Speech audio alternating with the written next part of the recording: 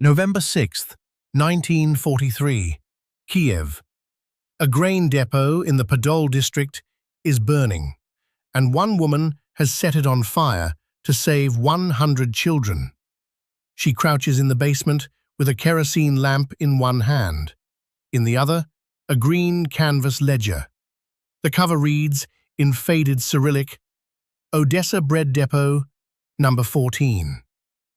The depot named on the cover burned to the ground 7 years before the war, on the other side of the country. It has never existed in Kiev. It is the reason 100 small Soviet children are still alive tonight. She has 2 minutes before the wooden beams come down. Her name is Alexandra Sharipova. She is 31 years old. Before the war, she was a senior bookkeeper at a kolkhoz cereal yard outside Bila Tserkva. She knows how to close a ledger so that nothing balances on the surface and everything balances underneath. She knows that a bag of flour can be in 2 places at once if the paperwork is written by the right hand. For more than 2 years, she has used that skill to feed 100 Soviet children under the eyes of the German Economic Staff East. Tonight, the Red Army is 6 kilometers away. The Germans are pulling out. The Gestapo is burning files, and the bread depot where she worked is on fire because she set it on fire herself. How does a kolkhoz accountant build a ghost ration line inside a Nazi occupation apparatus with a signature she does not own, on flour that does not exist? And how do you keep 100 small Soviet children alive for 25 months when the official German plan is for every one of them to starve? The answer starts 2 years and 1 month earlier. September 1941. Kiev falls in the second half of the month.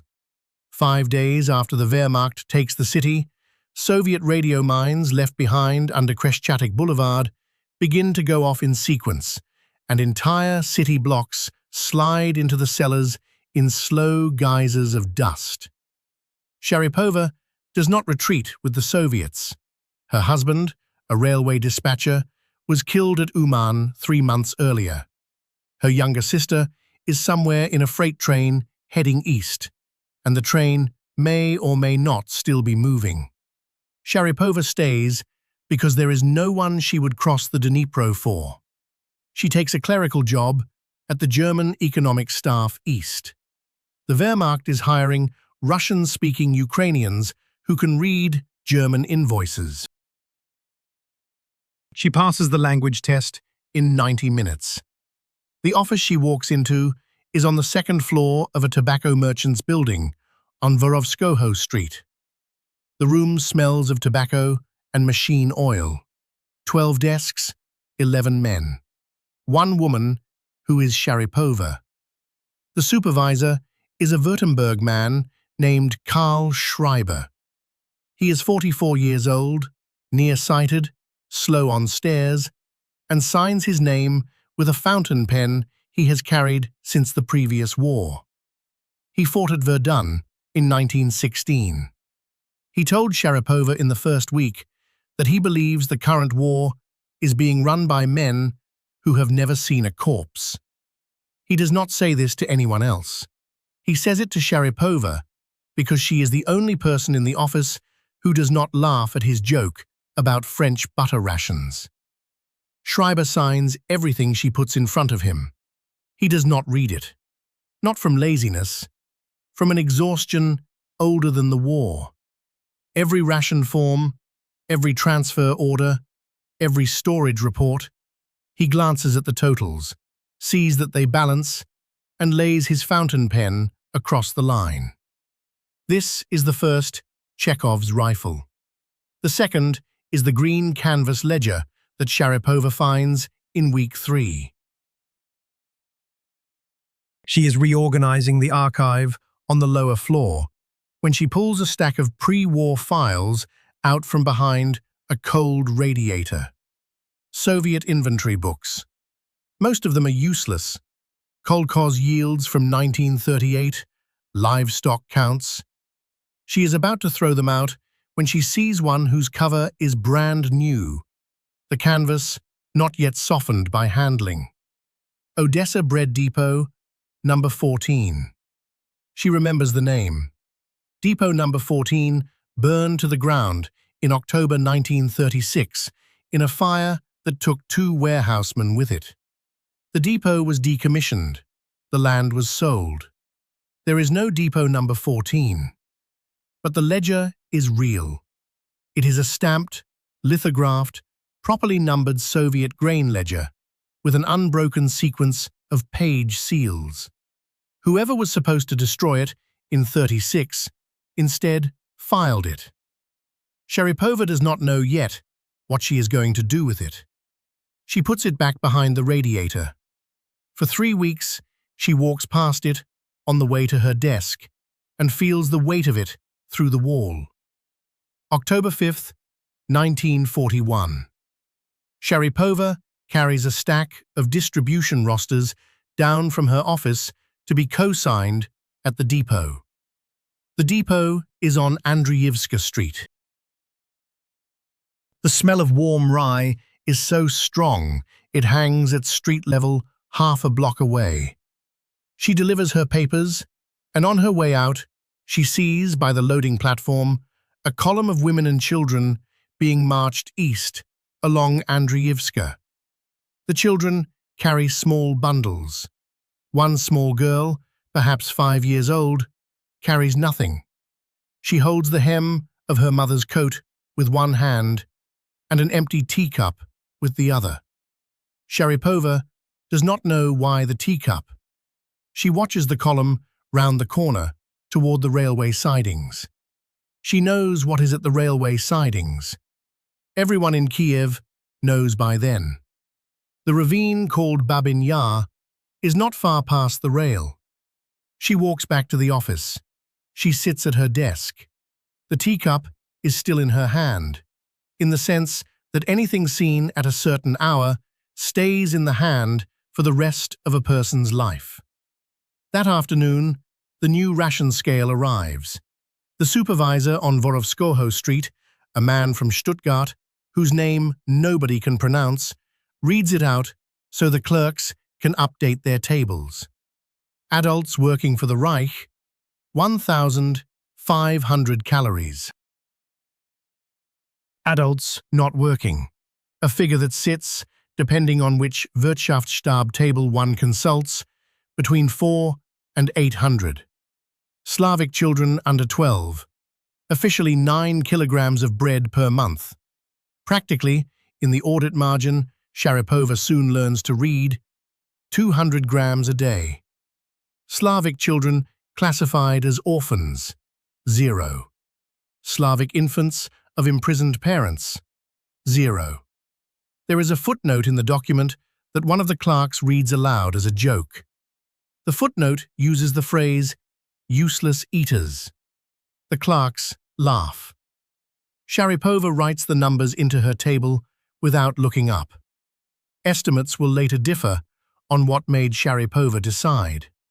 Her surviving niece, deposed in Israel in 1987, said it was the column on Andreevska. An Austrian former Wehrmacht clerk, deposed in 1968, said Sharipova had begun the ghost ledger 6 days before the column.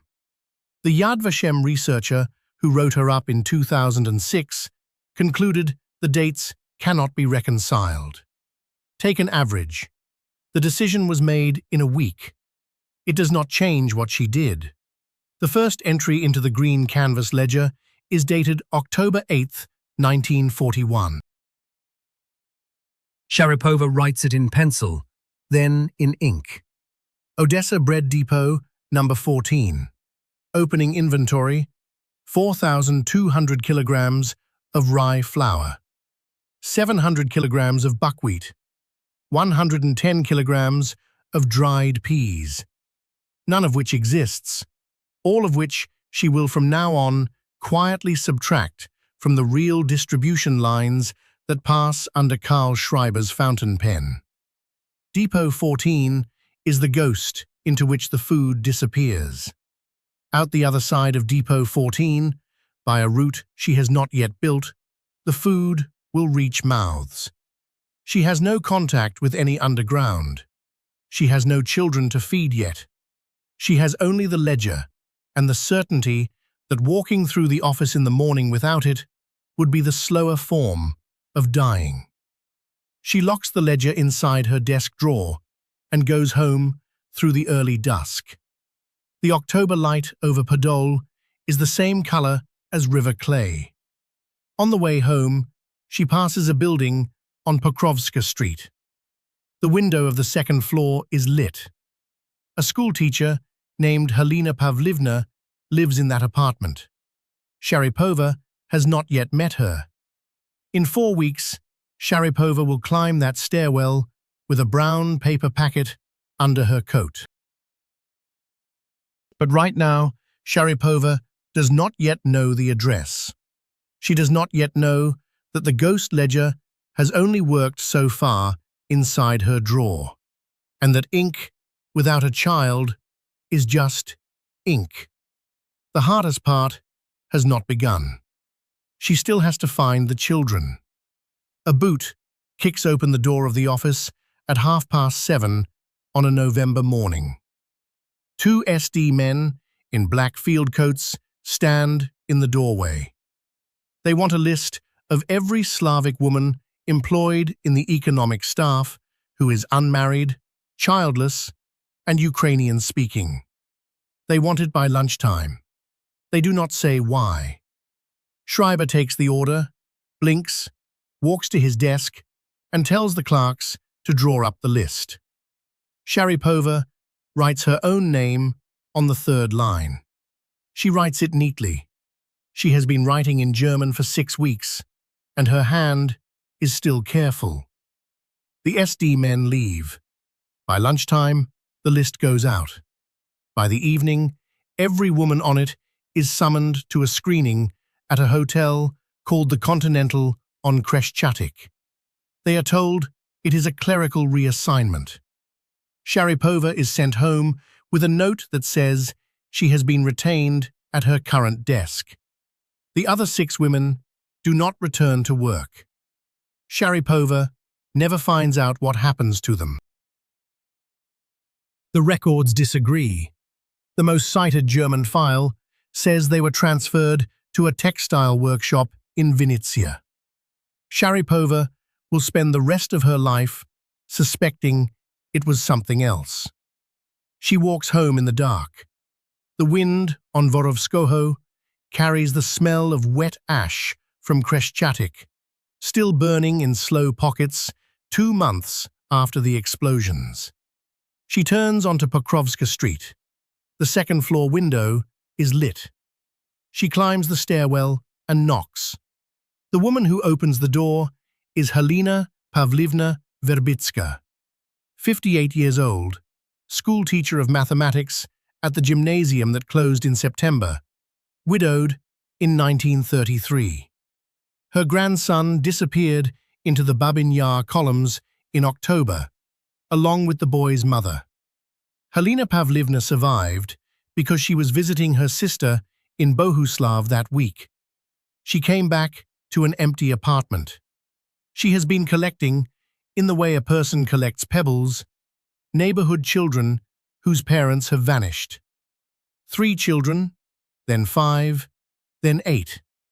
She feeds them what she can. She has run out of what she can. Sharipova does not introduce herself with a story. She says her name, her office, and the words, "I can move flour." She says it once. Helena Pavlovna looks at her for a long moment, then steps aside.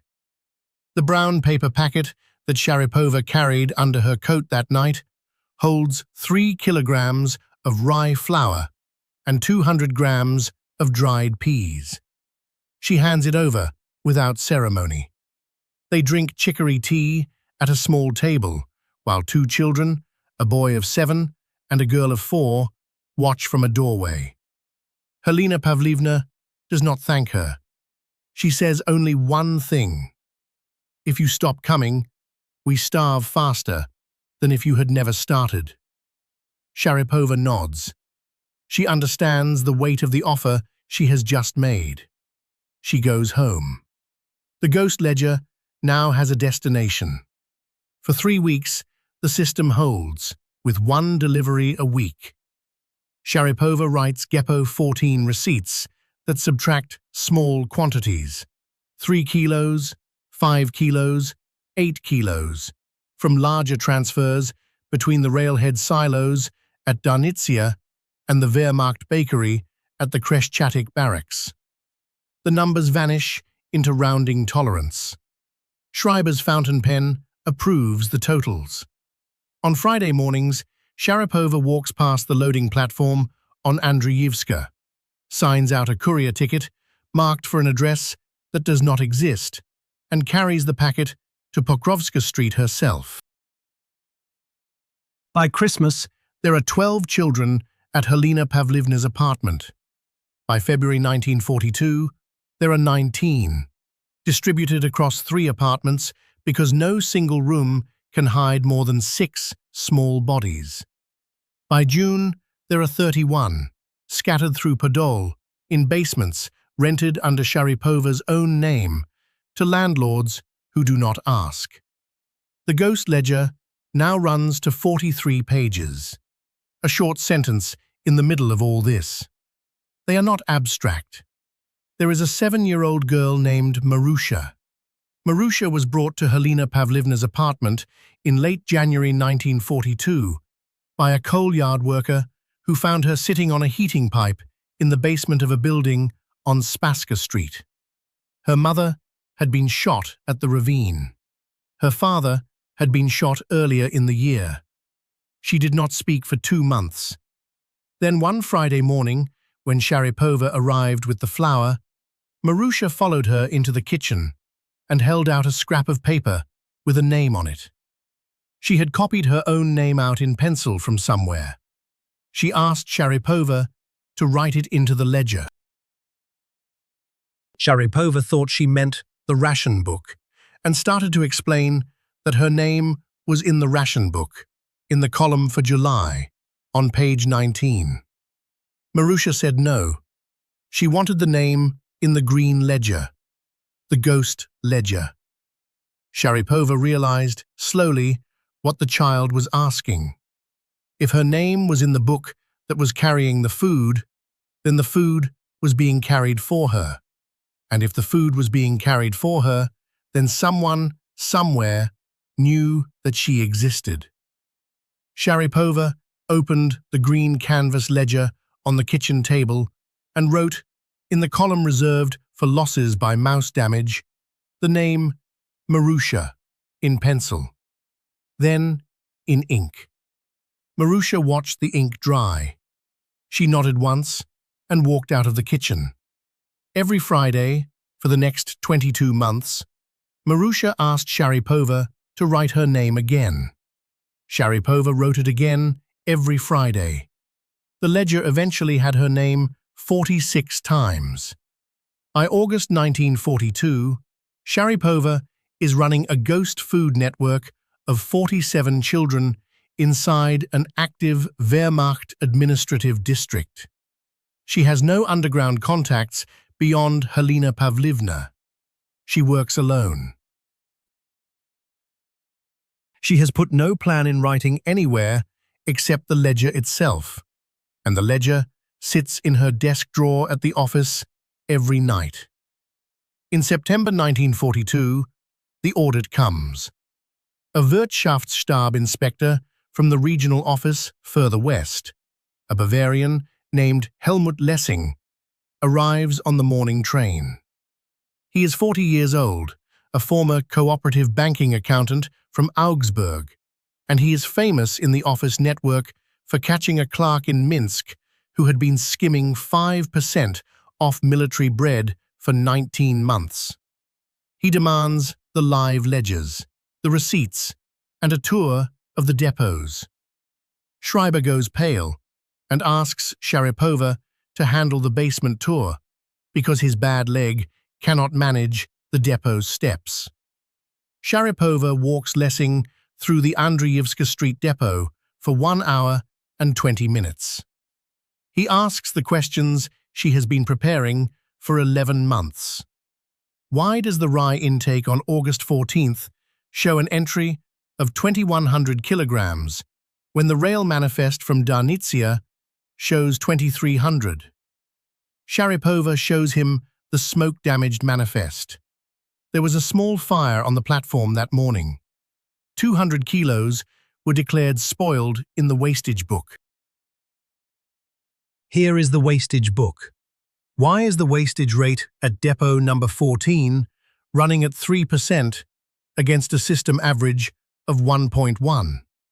Sharipova shows him the certified moisture readings on the Odessa intake. Coastal flour, higher absorption, higher wastage, standard. Lessing writes a note.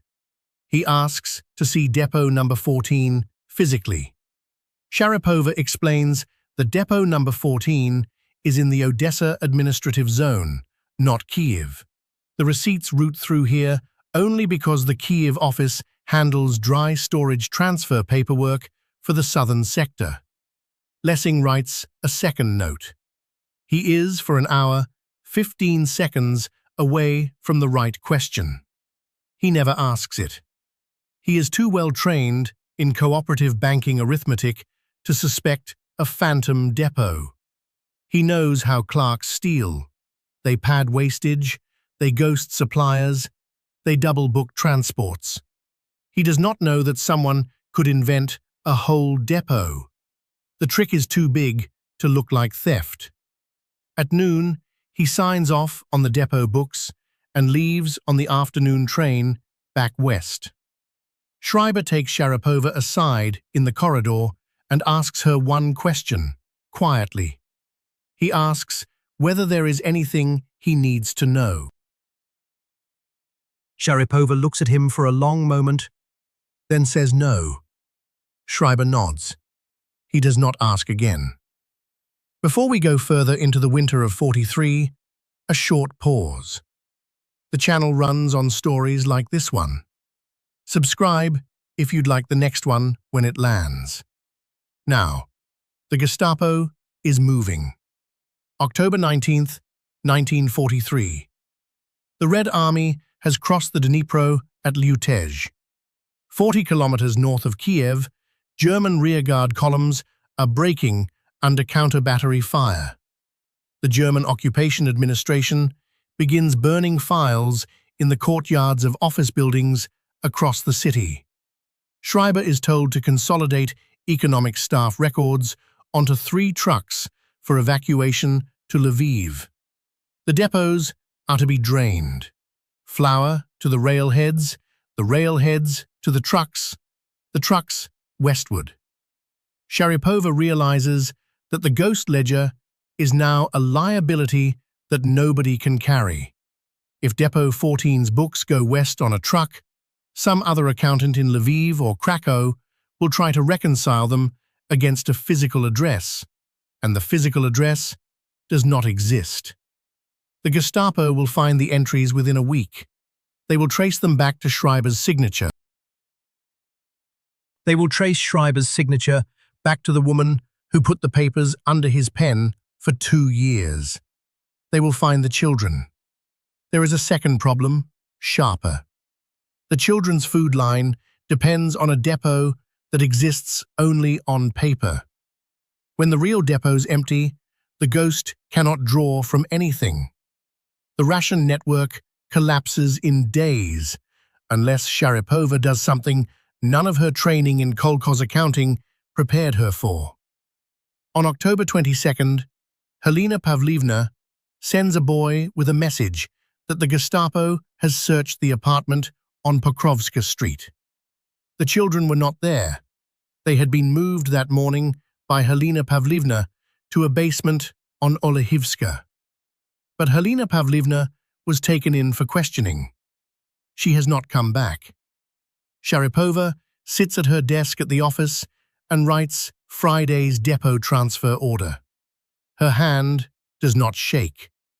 She has thought about this evening for 2 years. She has even thought about it for 2 minutes, when 10 months earlier, she watched Marusha walk out of the kitchen after the 11th time her name was entered into the ledger. How does a bookkeeper close a ghost when the room above her is starting to fill with smoke? And when the last person who can vouch for the children has just disappeared into a Gestapo basement on Korolenko Street? Does Alexandra Sharipova run for the river crossings, or does she open the ledger one more time? She does not go home that night. She walks down to the basement archive of the Vorovskoho Street building and sits with the green canvas ledger open on her lap for 2 hours. The single bulb makes the page yellow. Outside, the city is moving. Engines start at intervals. A boot rings on a stone stair somewhere above her. She turns a page and reads the list of names she has written in the wastage column over 25 months. Some of the names she remembers as faces. The small face presented in a tea-colored kitchen at Pokrovska Street the day the food first reached it. Some of the names she remembers only as the shape of the letters she chose for them.